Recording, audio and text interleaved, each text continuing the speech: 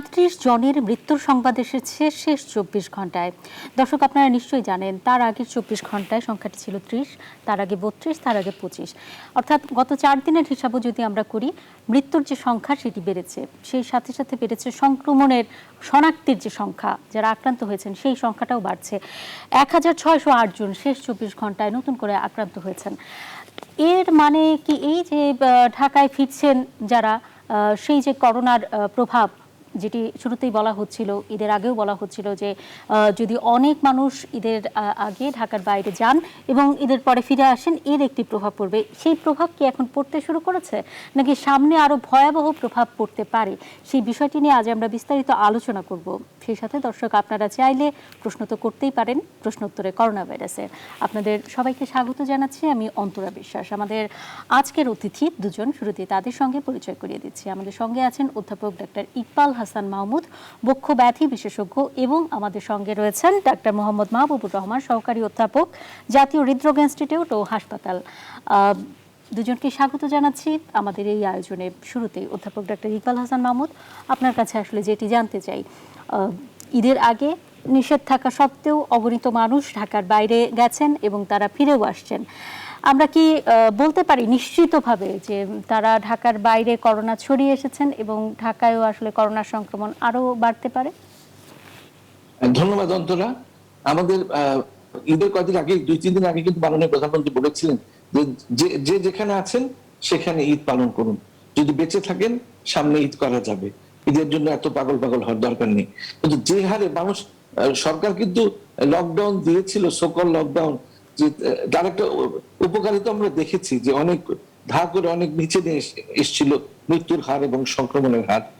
কিন্তু ট্রেন বন্ধ ছিল, লঞ্চ বন্ধ ছিল, মানে ইন্টার ডিস্ট্রিক্ট বাস বন্ধ ছিল, কিন্তু তারপরও ১ কোটি লোক, হিসাব করে দেখা গেছে ১ কোটি লোক গ্রামের বাড়িতে গেছে ঈদ করতে। আমি বলি যে এত প্রায় ১২,০০০ ১৩,০০০ লাশের উপর দাঁড়িয়ে আমাদের অসংখ্য সহকর্মী মারা গেছে, ১৫৪ জনের বেশি। এদের উপর দাঁড়িয়ে কেমন করে ঈদের ফুর্তি আসে? ঈদ আমিও খুব মজা করি ঈদের সময়, কিন্তু এবার তো কোনো একদম নিষ্প্রাণ একটা ঈদ ছিল।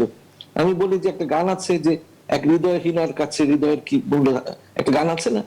সুতরাং আমি মনে করি যে যাদের হৃদয় আছে, যাদের ফিলিং আছে, ঘরে ঘরে কান্না, ঘরে ঘরে অসুস্থতা, এই অবস্থায় ঈদের ফুর্তি নাকি খুব বেশি প্রয়োজন ছিল? মানুষ যেভাবে দেশে গেছে, গ্রামে গেছে, মানে একেবারে বাদর ঝোলা করে, যেখানে যে গাড়ি, যে ফেরিতে গাড়ি যাওয়ার কথা সেই ফেরিতে গাড়ি যেতে পারে নাই, মানুষ গিয়েছে। তো সাহস এমনও হয়েছে যে ফেরি ছেড়ে দিয়েছে তারপরও উঠছে। সাহস থাকা ভালো, কিন্তু দুঃসাহস থাকা ভালো না। সেক্ষেত্রে আরেকটি প্রসঙ্গ আসলে এসেই যাচ্ছে, অনেক মানুষ কিন্তু অভিযোগ করেছেন যে যেহেতু ঢাকার বাইরে মানুষ যাচ্ছেনই, সুতরাং যদি এই গণপরিবহন চলাচলটা স্বাভাবিক করে দেওয়া হতো তাহলে হয়তো ভালো হতো, অন্তত এই গাদাগাদি করে সবাইকে যেতে হতো না, কিছুটা ফাঁকাভাবে যেতে পারতেন তারা। এই বিষয়ে কি বলবেন? এটা ঠিকই যে যদি মানে গণপরিবহন শুধু বাসটাই ছেড়ে দিত, ট্রেনের মধ্যে যেহেতু সরকারি প্রতিষ্ঠান, ট্রেনের মধ্যে কিন্তু রেস্ট্রিকশন করা যায়। বাসের মধ্যে যদি, আসলে বাস হলে তো কোনো আইন কানুন মানতে চায় না, দেখা যাবে যে বাস ছেড়ে দিল, একদম বাস বোঝাই করে লোক নিয়ে গেল, সেটাও একটা সমস্যা। কিন্তু যদি বাস ছাড়তো, গণপরিবহন ছাড়তো এবং যদি স্বাস্থ্যবিধি মেনে চলতো, তাহলে কিন্তু ফেরির মধ্যে আর এই মানুষ যে ঘন্টার পর ঘন্টা হেঁটে হেঁটে বিভিন্ন চেঞ্জ করে করে রাইডারে পর্যন্ত গিয়েছে, মানুষ গেছে ঈদ করতে। কিন্তু এই যে যাওয়াটার মধ্যে মনে করেন যে একটা ফেরির মধ্যে অসংখ্য মানুষ, কোনো ফিজিক্যাল ডিস্টেন্স নেই, মাস্ক নেই, তার মধ্যে কয়েকজন করোনা রোগী তো অবশ্যই ছিল, তারা করোনা ছড়িয়েছে, কারণ এখন প্রমাণিত হয়েছে যে করোনা বায়ুবাহিত একটি রোগ। শুধু করোনা সবার অনেকের মধ্যে ছড়িয়েছে এবং এইটার রিফ্লেকশন আমরা দেখছি যে আপনি যে কথাটা বললেন যে মৃত্যু এবং আক্রান্তের সংখ্যা বাড়ছে, আজকের গতকালের থেকে আজকে বেড়েছে, তার আগের থেকে আজকে বেড়েছে, এখন বাড়তেই থাকবে। এবং আমরা যদি আল্লাহ না করুক থার্ড ওয়েভে চলে যাই, তাহলে এটা ভারতের মতো একটা বিধ্বংসী অবস্থার মধ্যে আমরা পড়ে যাব। আমাদের যে স্বাস্থ্য, এই হেলথ ইনফ্রাস্ট্রাকচার, সেটা কিন্তু একদম ডিমলিশ হয়ে যাবে। অনেক ধন্যবাদ আপনাকে। আসবো আবার আপনার কাছে বিস্তারিত আলাপে। থার্ড ওয়েভের কথা বলছিলেন, ডক্টর মোহাম্মদ মাহবুবুর রহমান, আপনার কাছে কি মনে হয় এখন তো দ্বিতীয় ঢেউ, করোনার যে দ্বিতীয় ঢেউ সেটি চলছে, তো তৃতীয় ঢেউ কি আসলেই আসতে পারে? ধন্যবাদ আপনাকে। আহ, অত্যন্ত চমৎকার এবং সময় উপযোগী একটা প্রশ্ন এটা। আমরা কিন্তু তৃতীয় ঢেউয়ের কথা বলছি এবং আমরা স্বাস্থ্য বিশেষজ্ঞ যারা আছি এবং দেশে এবং ইন্টারন্যাশনালি এটা কিন্তু থার্ড ওয়েভের কথা কিন্তু আমরা আশঙ্কা করছি।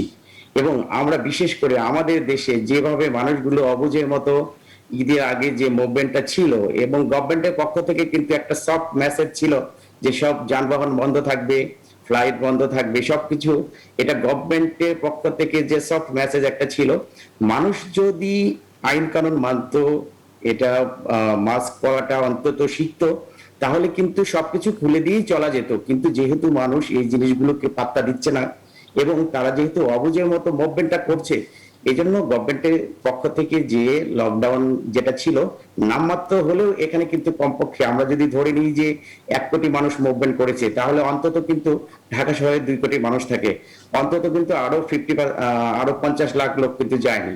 সেদিক থেকে কিন্তু আমরা মিনিমাম একটা রেজাল্ট হয়তো পাবো। কিন্তু তা এরপরে সীমান্ত বন্ধ আছে, আপনি জানেন যে ইন্ডিয়াতে যে অবস্থা, সেখানে একটা ম্যাসাকার অবস্থা, এরপর নেপালের অবস্থা খুবই খারাপ। সুতরাং আমরা কিন্তু আশঙ্কা করতেই পারি তৃতীয় ঢেউ যেটা থার্ড ওয়েভ, এটা কিন্তু আসন্ন, মানুষকে এই ভয়টা কিন্তু পেতেই হবে। এবং আমরা কিন্তু খারাপটা নিয়ে আমাদেরকে চিন্তা করতে হবে, কারণ আমাদের হেলথের যে স্ট্রাকচার, এটা কিন্তু আমি রাত দিনে বাড়াতে পারবো না। সো থার্ড ওয়েভের সংখ্যা কিন্তু থেকেই যাচ্ছে এবং সেই জন্য প্রস্তুতিও নেওয়াটা খুব জরুরি হয়ে পড়েছে। আরেকটি বিষয় জানতে চাই, করোনা হলে অনেকেই যখনই গুরুতর অবস্থা হচ্ছে শ্বাসকষ্টে ভুগছেন। এই শ্বাসকষ্ট থেকে মুক্তির জন্য হাসপাতালে যেতে হচ্ছে, অক্সিজেন নিতে হচ্ছে, এগুলো তো অনেক পরের ধাপ। এখন একটা বিষয় আসলে জানতে চাই, ঢাকার যে বায়ু, সেই বায়ুতে সীসার পরিমাণ অনেক বেশি এবং বায়ু দূষণ সেটিও আসলে ঢাকায় রয়েছে। এই দূষণ থেকে মুক্তির জন্য বড় বড় যে সকল কাজ, সেগুলো আমাদের হাতে নেই, আমরা করতে পারবো না। ব্যক্তি জায়গা থেকে যদি ছাদ বাগান করা হয় কিংবা বারান্দায় যদি অনেক গাছ লাগানো হয়, মানে এগুলো কি কোনো কাজে লাগবে? মানে অক্সিজেন, মানে করোনা রোগীর কোনো ধরনের কোনো উপকারে কি আসবে অধ্যাপক ডক্টর ইকবাল হাসান মাহমুদ, নাকি এগুলো আসলে এমনি জাস্ট সার্বিকভাবে কোনো প্রভাব ফেলবে না? না, আসলে সুন্দর প্রশ্ন করেছেন। আসলে করোনা যেভাবে এখন আসছে, এই যে ডক্টর মাহবুব যেটা বললেন যে ভারতে অবস্থা একেবারে নাকাল, ইভেন নেপালের যেহেতু চারিদিকে একটা ল্যান্ডলক কান্ট্রি, চারিদিকে ইন্ডিয়া, একদম মানে বর্ডার ওপেন, ইন্ডিয়ানরা যাচ্ছে, রোগ নিয়ে যাচ্ছে ওখানে, মানে নেপাল একদম শুয়ে পড়েছে এমন অবস্থা করোনাতে। আর ভারত তো একেবারে গতদিন ওয়ার্ল্ড রেকর্ড করেছে মৃত্যুর দিক দিয়ে, সবচেয়ে বেশি মৃত্যুর সংখ্যা ছিল এবং ভারতে একদিনে 50 জন চিকিৎসক মারা গেছে। তো টোটাল চিকিৎসকের মৃত্যু কিন্তু অনেক বেশি ভারতে। তো এখন কথা হচ্ছে যে এই আমাদের এই যে ছাদ বাগানের কথা বললেন, বা এই আসলে বাংলা, ঢাকা হচ্ছে পৃথিবীর মধ্যে সবচেয়ে বেশি দূষিত নগরী। শুধু সীসা না, সালফার ডাইঅক্সাইড বলুন, কার্বন মনোক্সাইড বলুন, ভাসমান বস্তুকণা বলুন, সাসপেন্ডেড এয়ার পার্টিকেল যেগুলো, এগুলোর সব মানে প্যারামিটারেই কিন্তু ঢাকা শহর বিশ্বের মধ্যে সবচেয়ে বেশি দূষিত নগরী। এই দূষিত নগরীর মধ্যে তো এই যে দূষণের সাথে কিন্তু করোনা ভাইরাস ভেসে বেড়াতে পারে, কারণ এটা বায়ুবাহিত রোগ, এটা খুব অস্বাভাবিক নয়। সেই জন্য ডক্টর মাহবুবের কথার সঙ্গে সুর মিলিয়ে বলি যে মাস্কটা যদি ভালোভাবে পরে মানুষ, তাহলে শুধু যে করোনাকে আটকাচ্ছে তা না, এই বায়ু দূষণকেও, দূষিত বায়ুকেও আমরা হাত থেকে রক্ষা পাচ্ছি।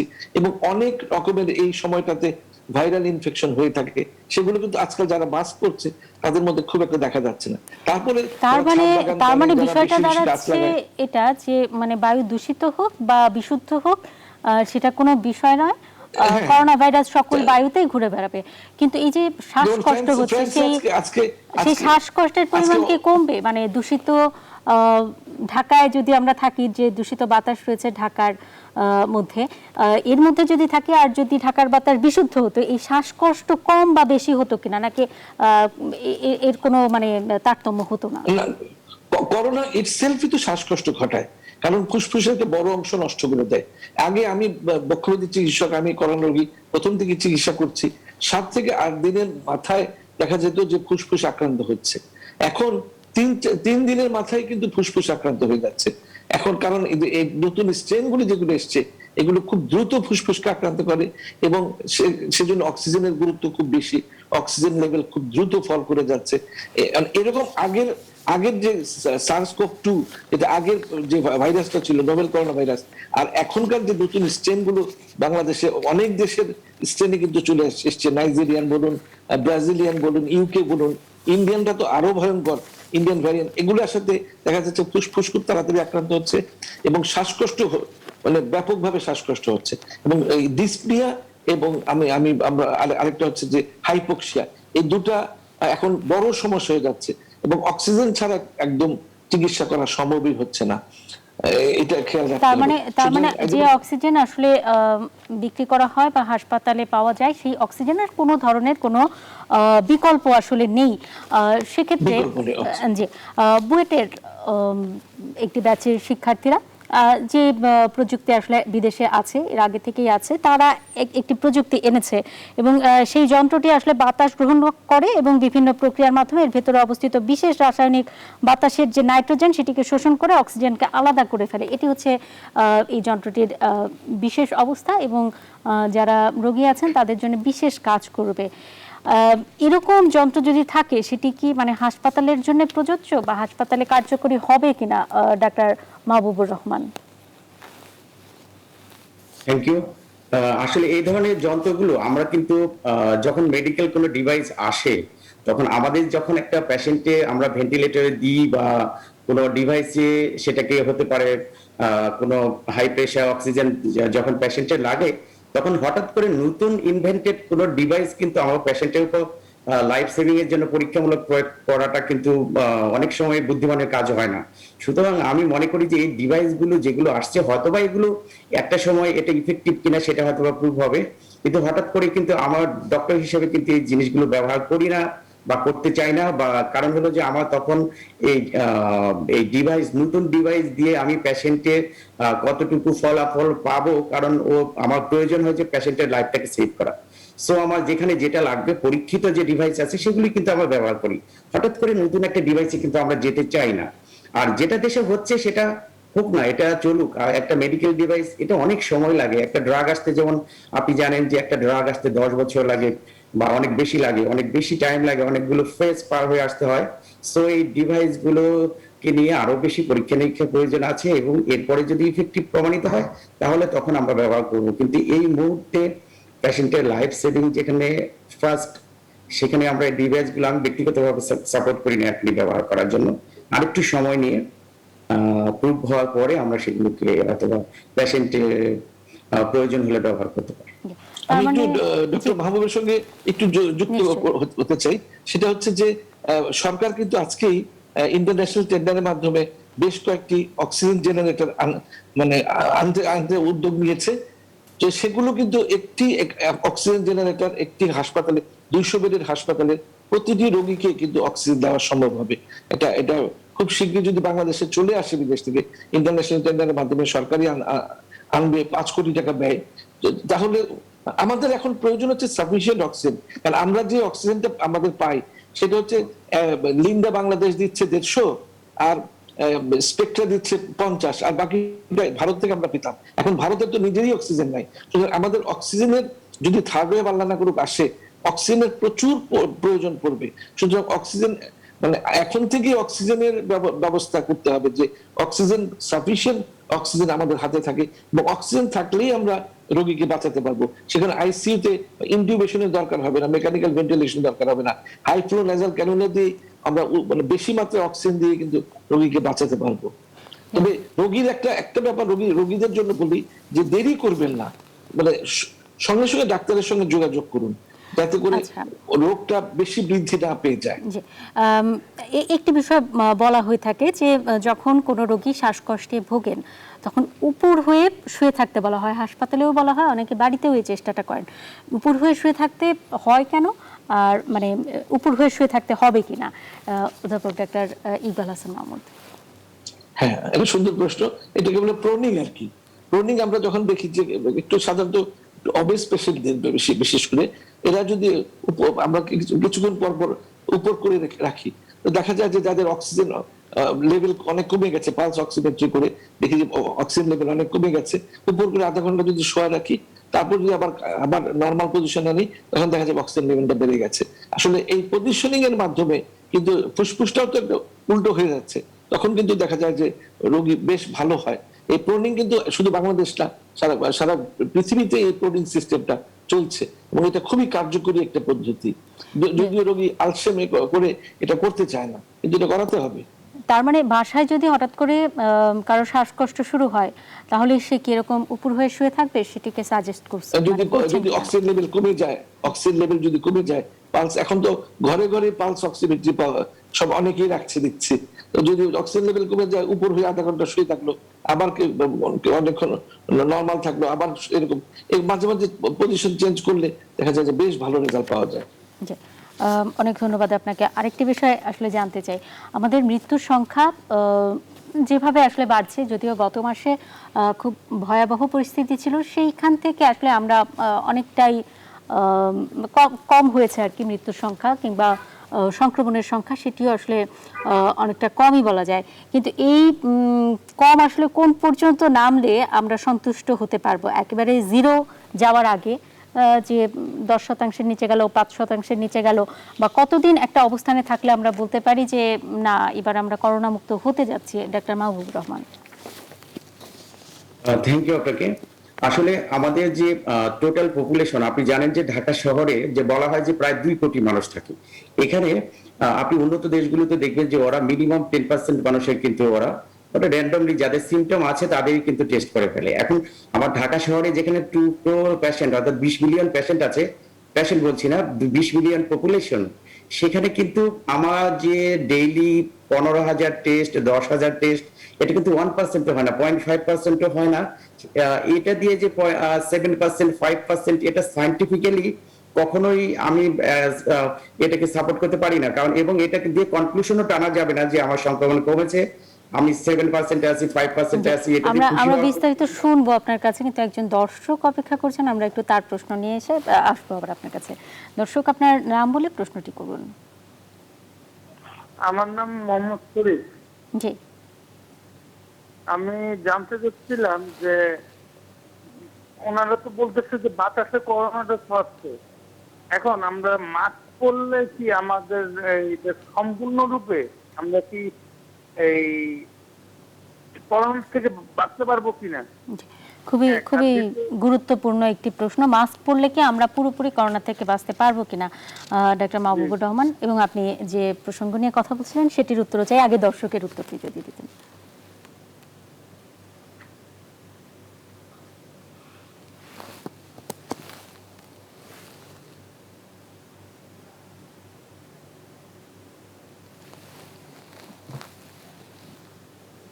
থ্রি ফিট বা 6 ফিট দূরত্বটা আপনি মেনটেন করতে পারেন, তাহলে কিন্তু আপনি অনেকটাই প্রায় 100% কিন্তু আপনি সেফ হয়ে গেলেন।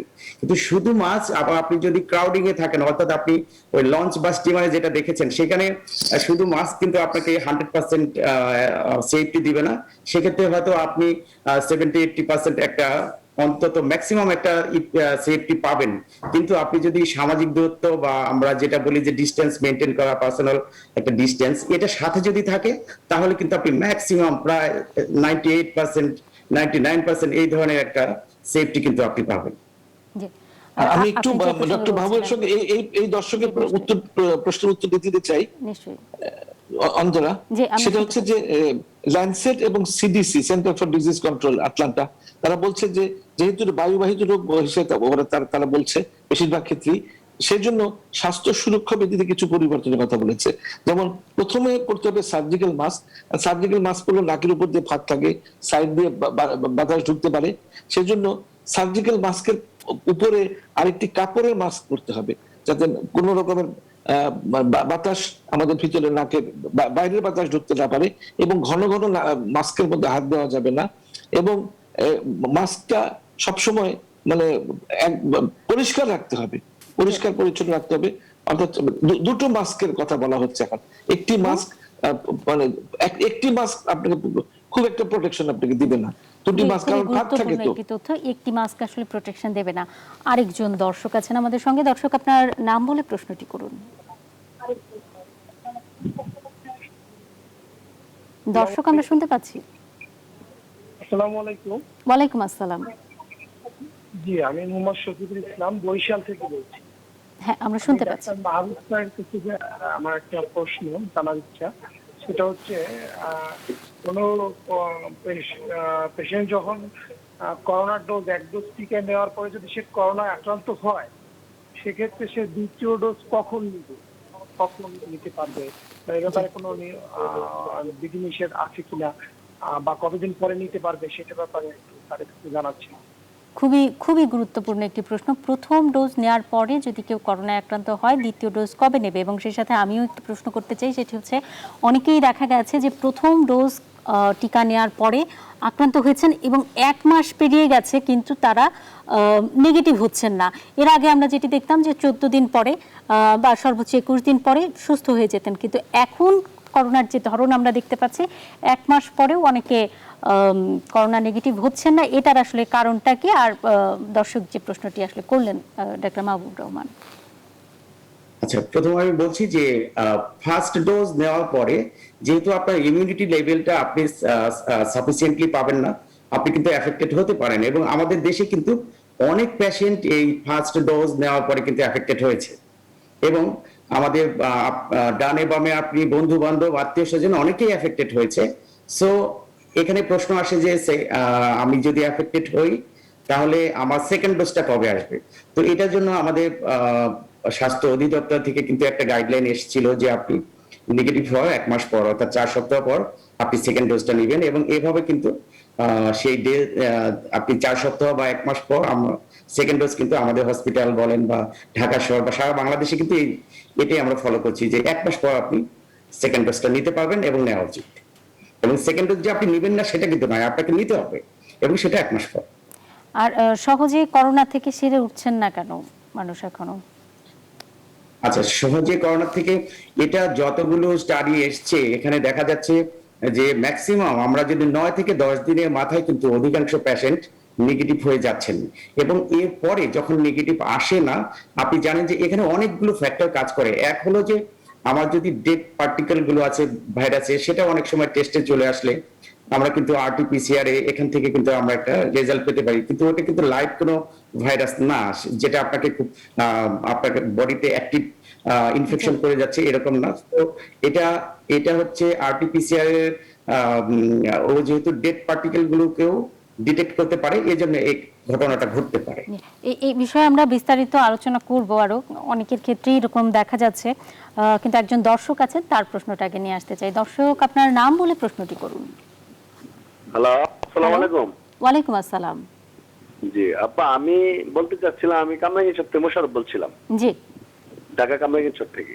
জি, আপনার প্রশ্ন। আমি আপনাকে বলতে চাচ্ছি আপা, আমি এই যে লক্ষ লক্ষ মানুষ যে ঈদের মধ্যে যে ঈদ করলো, লক্ষ লক্ষ মানুষ কিন্তু মাস্ক ব্যবহার করে নাই। এখন যে পরিবারে আমার মানে ঢাকা শহরে যে মানুষ মরতেছে, আজকে যেমন 37 জন মারা গেল, তা আমার মনে হয় কি মাস্কটার ব্যাপারে বেশি প্রাধান্য দেওয়া দরকার, বিশেষ করে সবার 100% মাস্ক ব্যবহার করতে হবে। আমার মনে হয় এটা করলে সবচেয়ে বেশি ভালো হবে। এই যে ফেরিঘাটে এতগুলা যানজট, বিভিন্ন তার মানে মাস্কটাকে সবচেয়ে গুরুত্ব দিলে এটা ভালো হয় কিনা, এবং বিভিন্ন ধরনের স্বাস্থ্যবিধির কথা। জি, ধন্যবাদ আপনাকে। আমরা বুঝতে পেরেছি আপনার প্রশ্নটি।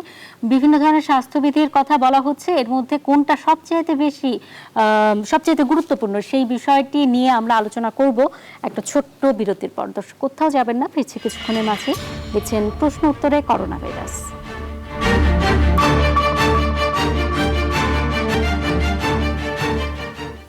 বিরতির পর আবারও স্বাগত। দেখছেন প্রশ্ন উত্তরে করোনা ভাইরাস। বিরতির আগে একজন প্রশ্ন করেছিলেন যে সবচেয়ে গুরুত্বপূর্ণ কোনটি, মাস্ক পরা? শুধুমাত্র যদি মাস্ক পরা হয় তাহলে সেটা কতখানি সুরক্ষা দেবে? এবং সেই সাথে আরেকটি বিষয় আমরা বিস্তারিত জানতে চাই যে এবারের যে করোনা ভাইরাস, সেটা অনেকের ক্ষেত্রেই দেখা যাচ্ছে যে সহজেই সারছে না।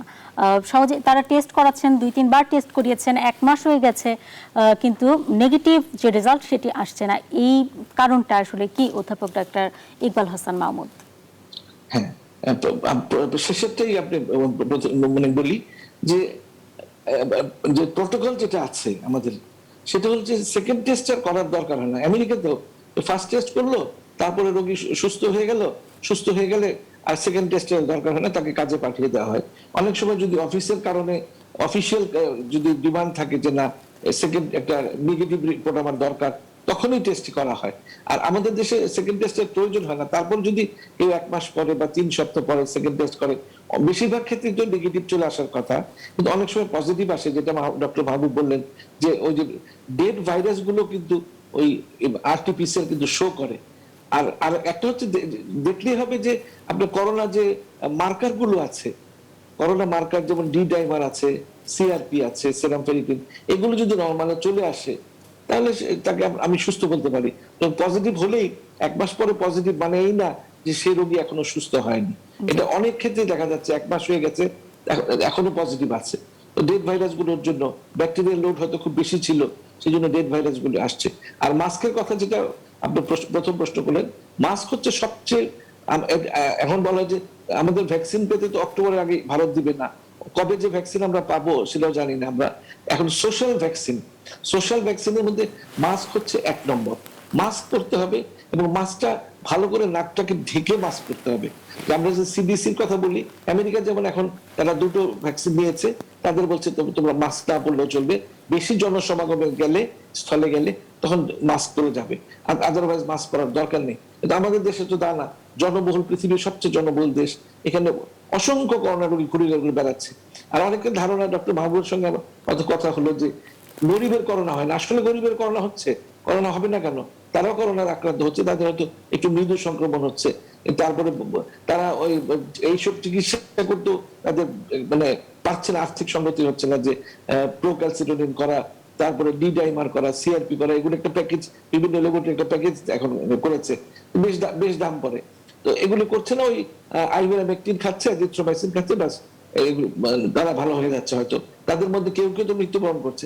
এখন যে মৃত্যুর যে রিপোর্টটা আসছে, আপনি বললেন যে এটা এটা এটা তো অনেক রোগী আছে যে তারা এক্সপোজড হতে চায় না, ঘরেই পড়ে থাকে, মারা যায়, করোনাতেই মারা গেছে, কিন্তু কিন্তু এরা তো সে কাউন্ট হয়নি। এরকম অনেক অসংখ্য রোগী আছে। এত বড় 18 কোটি লোকের দেশে প্রচুর রোগী আছে যে করোনা উপসর্গ নিয়ে তারা মারা যাচ্ছে, কিন্তু এরা তো যেহেতু কাগজে কলমে আসছে না, ওই কাজের গোয়ালের মতো আর কি, কাগজে কলমে যেহেতু আসছে না, আসছে হলো 37 জনের কথা, যে যারা কাগজে কলমে হাসপাতাল থেকে যেগুলো রিপোর্ট যাচ্ছে। সুতরাং এই সব ব্যাপারগুলোর দিকে লক্ষ্য রাখতে হবে, মাস্ক পরতে হবে, এবং এটা সিডিসি বলেছে যে সার্জিক্যাল মাস্কটা আগে পরে উপরে একটা কাপড়ের মাস্ক পরলে কোনো ফাঁক থাকবে না, হাতটা থাকবে না, এবং মাস্কে ঘন ঘন হাত দেওয়া যাবে না, এটা কিন্তু স্ট্রিক্টলি। এবং হাত ধোয়াটা, অর্থাৎ স্বাস্থ্য সুরক্ষা বিধিতে কিছু পরিবর্তন আনার কথা সিডিসি এবং ল্যান্সেট দুইজনই বলে। অনেক ধন্যবাদ আপনাকে। আরেকজন দর্শক আছেন আমাদের সঙ্গে। দর্শক, আপনার নাম বলে প্রশ্নটি করুন। আমার নাম আসিফ ইকবাল, আমি মিরপুর থেকে জানতে চাচ্ছিলাম। হ্যাঁ, আমার আজকে দ্বিতীয় ডোজটা নিয়েছি আমি, এখন আমি কিভাবে চলবো আর কি, সেটা নিয়মটা একটু জানতে চাচ্ছি আর কি। ভ্যাকসিনের দ্বিতীয় ডোজ নিয়েছেন, এখন কিভাবে চলবেন doctor Mahbubur Rahman? Thank you আপনাকে অনেক ধন্যবাদ। কারণ হলো যে অনেকেই কিন্তু আমাদের দেশে যে প্রায় 1 কোটির উপরে ভ্যাকসিন এসেছিল, আমরা কিন্তু সেকেন্ড ডোজ প্রায় 50 লাখের কাছাকাছি পেশেন্টকে কিন্তু আমরা সেকেন্ড ডোজ দিয়েছি, এবং আমরা কিন্তু 100% আমাদের ইমিউনিটি হয়েছে সেকেন্ড ডোজ দেওয়ার পরে 2 সপ্তাহ বা 3 সপ্তাহ যদি চলে যায়, তারপরে কিন্তু আমরা কিছু রিসার্চ হয়েছে আমাদের বাংলাদেশে যে সেকেন্ড ডোজের পরে ইমিউনিটি কতটুকু আসে, তা সেখান থেকে কিন্তু আমরা যে তথ্যগুলো পাই, আমাদের কিন্তু ইমিউনিটি প্রায় 97-98% পেশেন্টের কিন্তু ম্যাক্সিমাম ইমিউনিটি আছে। এবং এই অ্যাস্ট্রাজেনিকার যে ভ্যাকসিনটা নিয়েছি আমরা, তো এখানে ইমিউনিটি 97-98-99% পেশেন্টের থাকলেও এই ইমিউনিটি কিন্তু এগেইনস্ট দি কোভিড-19, যেটা আমরা যে ভ্যাকসিনটা যে স্ট্রেনটা ব্যবহার হয়েছে সেটার বিরুদ্ধে। কিন্তু আমাকে কিন্তু ভুললে চলবে না যে নতুন নতুন ভ্যারিয়েন্ট কিন্তু চলে আসছে। আপনার ইন্ডিয়ান যে ভ্যারিয়েন্টটা আছে, তারপর সাউথ আফ্রিকার ভ্যারিয়েন্ট, এবং এখন বলা হচ্ছে যে ডবল মিউট্যান্ট বা ট্রিপল মিউট্যান্ট। আমি দর্শকের উদ্দেশ্য করে বলতে চাই, ডবল মিউট্যান্ট হলো আপনার একই ভাইরাসের ভিতর কিন্তু সেখানে আপনার সাউথ আফ্রিকার প্রপার্টিও আছে, আবার ইংল্যান্ডের প্রপার্টিও আছে, আবার ট্রিপল মিউট্যান্ট সেখানে কিন্তু আপনার অর্থাৎ 3টা দেশে যে যে ভ্যারিয়েন্ট গুলো আমরা পেয়েছিলাম ওটা এক ভাইরাসের ভিতরে এতগুলো প্রপার্টি আছে। জি। অর্থাৎ এগুলো এত বেশি সংক্রামক এবং এত বেশি ভয়ানক যে আমাকে কিন্তু আমরা যে ভ্যাকসিনটা নিয়েছি এরপরে কিন্তু ওই নতুন ভ্যারিয়েন্ট আমাকে কিন্তু ইনফেকশন করতে পারে এবং সেই ক্ষেত্রে আমাকে কিন্তু 100% প্রোটেকশন দিবে না। কিন্তু তার মানে আমার যে জিনিসটা টিকা নেওয়ার আগেও যে ধরনের সাবধানতা অবলম্বন করা হতো, টিকা নেওয়ার পরেও সেই ধরনের সাবধানতাই অবলম্বন করতে হবে। আরেকজন দর্শক আছেন, আসবো ডক্টর ইকবাল হাসান মাহমুদ, আসবো আপনার কাছে। একজন দর্শক অনেকক্ষণ ধরে অপেক্ষা করছেন, আমরা তার প্রশ্নটাকে আগে নিতে চাই। দর্শক, আপনার নাম বলে প্রশ্নটি করুন। হ্যাঁ, আমি অপর্ণা বলছি। আমার প্রশ্নটা হলো আমার বাবা এপ্রিলের 13 তারিখে প্রথম ডোজের টিকাটা নিয়েছে, ঠিক আছে? এখন দ্বিতীয় ডোজ নিয়ে যে সংকট দেখা দিচ্ছে, তো সে যদি দ্বিতীয় ডোজটা না নেয় কিংবা অন্য কোম্পানির দ্বিতীয় ডোজটা নেয়, তাহলে কি তার ভিতরে অ্যান্টিবডি তৈরি হবে কিংবা নাকি কোনো সমস্যা হবে, আমি জানতে চাচ্ছি। অনেক ধন্যবাদ আপনাকে, খুবই গুরুত্বপূর্ণ একটি প্রশ্ন। আপনার প্রশ্নের উত্তর আমরা দেব, কিন্তু ছোট্ট একটি বিরতির পর। দর্শক, কোথাও যাবেন না, ফিরছি কিছুক্ষণের মাঝেই। দেখছেন প্রশ্ন উত্তরে করোনা ভাইরাস।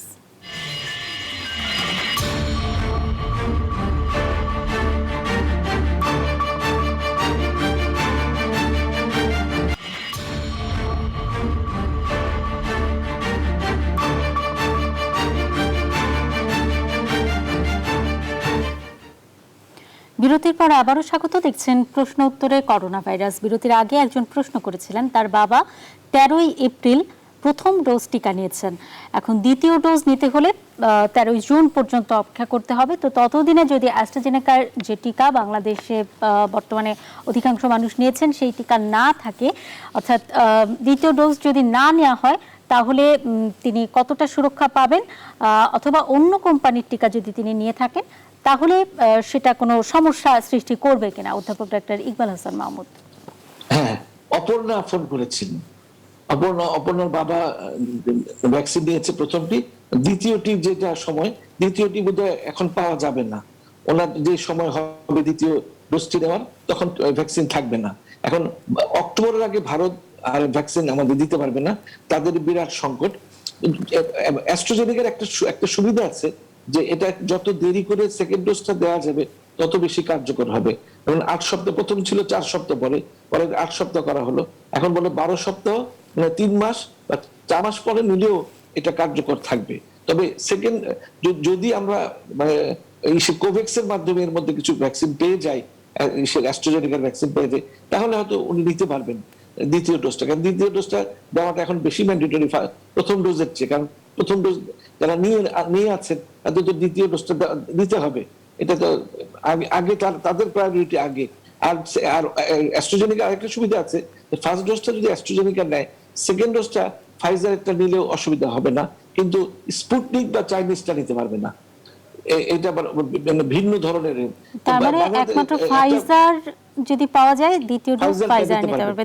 সেটাও আসলে সরকারি একটা সিদ্ধান্তের ব্যাপারও আছে, সরকার কাদেরকে কোন টিকা দেবে সেটাও আসলে একটা সিদ্ধান্তের ব্যাপার আছে, কি হয় এখন সরকারের একটা বিরাট ব্যাপার। তবে একটা ভালো সংবাদ আমি দিচ্ছি অন্তরা, সেটা হচ্ছে যে মার্কিন একটা খুব সাময়িকী ভ্যাকসিন বলে যে সাময়িকীটা, তারা বাংলাদেশের যে একটা ভ্যাকসিন তৈরি হতে যাচ্ছে গ্লোবায়োটিকের, ওই যে বঙ্গোভ্যাক্সের খুব প্রশংসা করেছে তারা, এবং তারা বলছে যে একটি ডোজেই মানে মডার্নার মতো কাজ পাবে।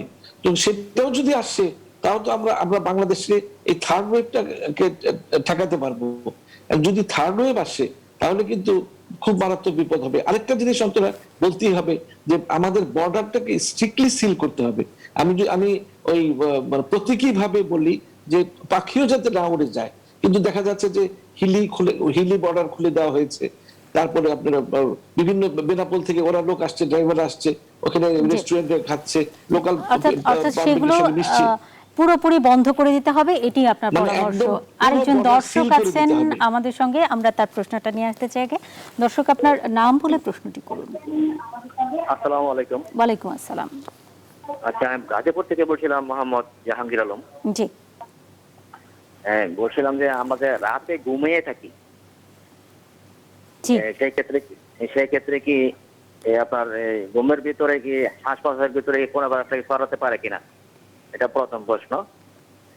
আর এটা কত পার্সেন্ট করোনা শনাক্ত হার কমলে স্কুল কলেজ বা ছেলে মেয়ে যেতে পারবে স্কুলে?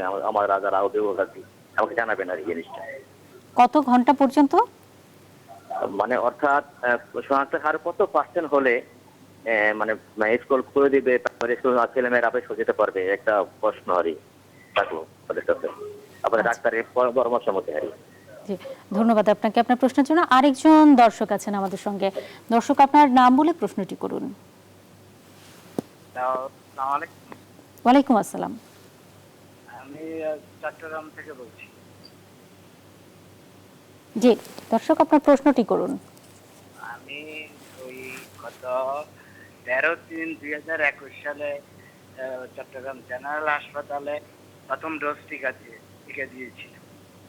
এরপর দ্বিতীয় ডোজ 17/5/2021 ওই হাসপাতালে গেছি। জেনারেল হাসপাতালে যাওয়ার পরে এরপরে দেখি যে ওখানে তালা মারা এবং বোর্ডের মধ্যে লিখে দিছে যে আপাতত টিকা দেওয়া বন্ধ। আসলে ওই প্রথম ডোজ। দর্শক, আপনি কি একটু জোরে বলতে পারবেন? আমরা ঠিক বুঝতে পারছি না আপনার পুরো কথা। হ্যাঁ, শুনেছি। শুনেছেন ডক্টর ইকবাল হাসান মাহমুদ? আমরা শুনেছেন? শুনতে পেয়েছি। ওকে, ডক্টর ইকবাল হাসান মাহমুদ, আপনি যদি দুজনের প্রশ্নেরই উত্তর দিতেন। হ্যাঁ, শেষের জন যে চট্টগ্রাম থেকে লিখেছেন, প্রশ্ন করেছেন, প্রথম ডোজটি নিয়েছেন, দ্বিতীয় ডোজটি দেওয়ার সময় দেখা গেছে যে ওই টিকাদান কেন্দ্রে তালাবদ্ধ। যেটা ওনার করতে হবে, এই যে সিভিল সার্জন সাহেবের সঙ্গে অবশ্যই যোগাযোগ করতে হবে, কারণ এখনো তো দ্বিতীয় ডোজ আমরা দিচ্ছি, দ্বিতীয় ডোজ তো বন্ধ করে দেওয়া হয়নি। সিভিল সার্জন মহোদয় ব্যবস্থা গ্রহণ করবেন কেন তালা মারা হলো সেখানে, 1 নম্বর। আর প্রথম প্রশ্নটি ছিল যে কত পার্সেন্ট ঘুমের মধ্যে এবং কত পার্সেন্ট ঘুমের মধ্যে, যদি উনি ঘরের মধ্যেই ঘুমাচ্ছে, যেহেতু ঘরটা সেফ, আমরা স্টে হোম বলি, তো সুতরাং যদি আশেপাশে তার পাশে যদি করোনা রোগী না শোয়, না ঘুমায়, তাহলে ঘরে তো নিশ্চয় ঘুমের মধ্যে সেফ থাকবেন। এখন যদি এমন একটা পরিবেশে ঘুমায় যেখানে আশেপাশে ওই ঘরে করোনা রোগী আছে, তাহলে তো তিনি ওই শ্বাসের সঙ্গে সঙ্গে করোনা জীবাণু তার নাক দিয়ে ঢুকে যাবে। আর উনি জানতে চাচ্ছেন যে স্কুল কবে পাঠাবেন। আসলে 5%-এর নিচে যখন নেমে যায়, সেটা 3 সপ্তাহ যখন এই রেটেই থাকে, তখন বলা যায় যে করোনা কমা শুরু হয়েছে। কিন্তু আমরা দেখলাম যে ডিসেম্বরে কিন্তু 5%-এর নিচে নেমে এসেছিল, জানুয়ারিতে 5%, হঠাৎ করে উল্লম্ফন ঘটলো, একেবারে সে 23-24% পর্যন্ত চলে গেল। শুধু আমরা সেকেন্ড ওয়েভে পড়ে গেলাম। এখন যদি আমরা 5%-এর নিচে 3 সপ্তাহ রাখতে পারি, তাহলে স্কুল কলেজ খুলে দেওয়ার চিন্তা ভাবনা করা যেতে পারে। অনেক ধন্যবাদ আপনাকে। আরেকজন দর্শক আছেন আমাদের সঙ্গে। দর্শক, আপনার নাম বলে প্রশ্নটি করুন। দর্শক, আমরা শুনতে পাচ্ছি। আসসালামু আলাইকুম, আমার নাম মোহাম্মদ ফিরোজ কবির। জি, ওয়ালাইকুম আসসালাম, আপনার প্রশ্নটি করুন। আমার প্রশ্নটি হলো যে আমাদের যে মাস্ক পরা নিয়ে একটা যে প্রচলনটা, সবাই বলতেছে মাস্ক পরতে হবে, কিন্তু রাস্তায় তো কোনো লোকই মাস্ক পরে না। বর্তমানে যে পরিস্থিতি, এটা কি আইনের কোনো লোক নেই তাদের তো যদি পড়তেছে না? আমি একজন গার্মেন্টস কর্মী, বুঝছেন, আমাদের ফ্যাক্টরির ভিতর একটা লোক মাস্ক পরা ছাড়া ভিতরে ঢুকতে পারে না, প্লাস যতক্ষণ কাজ করে তারা মাস্ক পরেই কাজ করে। এবং গার্মেন্টস সেক্টরে যে লোকগুলো যেভাবে মাস্ক পরে বা ব্যবহার করে যেভাবে চলাফেরা করে, রাস্তায় যেসব লোক চলাফেরা করছে তারা কেন মাস্ক পরতেছে না? খুবই গুরুত্বপূর্ণ একটি প্রশ্ন করেছেন। রাস্তায় যারা মাস্ক ছাড়া চলাচল করছেন তাদের বিরুদ্ধে কেন কঠোর ব্যবস্থা গ্রহণ করা হচ্ছে না, ডাক্তার মাহবুবুর রহমান? এটা অত্যন্ত চমৎকার প্রশ্ন, এবং দর্শকের এই প্রশ্নটা শুনে আমি কিন্তু উৎফুল্ল যে আমার কিন্তু দেশের মানুষগুলো অনেক সচেতন মানুষই কিন্তু আছে। এবং আপনি একজন গার্মেন্টসে আপনি জব করেন, এবং এখানে কিন্তু আমরা খুব বেশি ইনফেকশন পাইনি। কারণটা হলো ওরা কিন্তু প্রত্যেকেই মাস্ক ছাড়া কিন্তু সেখানে ফ্যাক্টরি উইদিন ফ্যাক্টরি কিন্তু কেউ নেই। এবং এটা আইন তো অবশ্যই গভর্নমেন্ট তো একটা চিন্তা করছেই যে এটা পুলিশকে একটা আইনি একটা শক্তি দেওয়া যায় কিনা, তাকে সাপোর্টটা দেওয়া যায় কিনা। কিন্তু মূল কথা হলো আমাদের দেশে এত বেশি জনসংখ্যা, এখানে ক্রাউডেড একটা কান্ট্রি, এখানে যদি আমি বা আপনি এবং এইভাবে 100% লোক যদি সচেতন না হই, তাহলে আপনার এই লক্ষাধিক লোকের মাঝে কিন্তু 10 জন পুলিশ কিছুই করতে পারবে না। সো আমাকে সচেতন হতে হবে, আপনাকে সচেতন হতে হবে, এবং ব্যক্তিগতভাবে সচেতন হওয়া ছাড়া কিন্তু আমাদের কোনো উপায় নেই।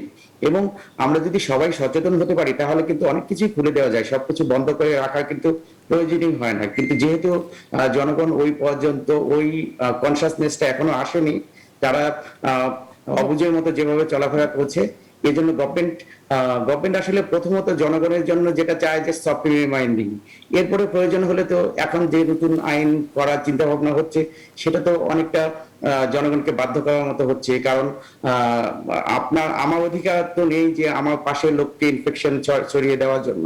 সো এরকম একটা চিন্তা ভাবনা আমি যতটুকু জানি গভর্নমেন্ট করছেন, এবং এটা যদি হয় আমার মনে হয় একটা সময় হয়তো করাও প্রয়োজন হতে পারে। অর্থাৎ আমাদের প্রত্যাশা যে সরকার ধীরে ধীরে আরো কঠোর হবে মাস্ক পরার বিষয়ে, এবং মাস্ক পরাটাকেই সবচেয়ে বেশি গুরুত্ব দিচ্ছেন আপনারা সবাই। এবং শেষ করব তার আগে বিশ্বের যে খবর সেটি আসলে একটু জানাতে চাই।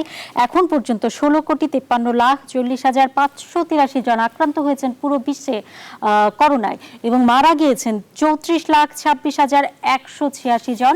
আর বিশ্বে আক্রান্তের সংখ্যার দিক থেকে এখনো এগিয়ে আছে যুক্তরাষ্ট্র, এবং তারপরেই ভারত, তারপরে হচ্ছে ব্রাজিল, এবং তারপরে ফ্রান্স, তারপর তুরস্ক, এবং এর পরবর্তী স্থানে 6 নম্বর স্থানে আছে রাশিয়া, 7 নম্বর স্থানে আছে যুক্তরাজ্য, 8 নম্বর স্থানে আছে ইতালি, 9 নম্বর স্থানে আছে স্পেন, এবং 10 নম্বর স্থানে আছে জার্মানি। এটি হচ্ছে পুরো বিশ্বের অবস্থা, এবং আমাদের সকলের প্রত্যাশা খুব দ্রুততম সময়ের মধ্যে এই করোনা ভাইরাসের যে সংক্রমণ সেটি কমতে শুরু করবে এবং বিশ্ব হবে মহামারী মুক্ত। আপনাদের দুজনকে অনেক ধন্যবাদ আমাদেরকে সময় দেওয়ার জন্য, আমাদের আমন্ত্রণ গ্রহণ করবার জন্য, এবং দর্শক আপনাদেরকেও অনেক ধন্যবাদ এতক্ষণ আমাদের সঙ্গে থাকবার জন্য। আজকের মতো শেষ করছি প্রশ্নোত্তরে করোনা ভাইরাস। শুভরাত্রি।